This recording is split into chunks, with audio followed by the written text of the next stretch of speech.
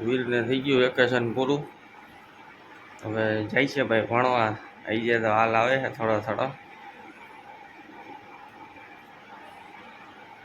પછી વીરને પહેલો દી હતો તો કરી લીધા હતા દીવાબત્તી, ધૂપ દીવા કરી લીધા. ને પછી એને બાને ને બધાને પગે લાગી લીધું દાદાને. પછી અમે નીકળી ગયા ગાડી લઈને, પોગી ગયા ભાઈ નિશાળે. વીરને મેકી વાત આપણે નિશાળે. પહેલો દી હતો, થોડીક તકલીફ પડતી હતી ભાઈને. મળીએ પછી.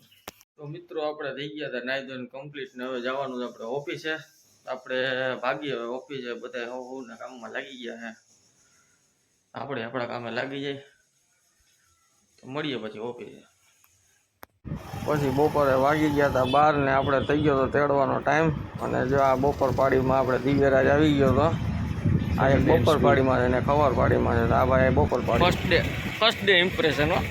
ટકવો થઈ ગયો ટોપિકેટ કાંઈ ટકવો નથી થયો. એલા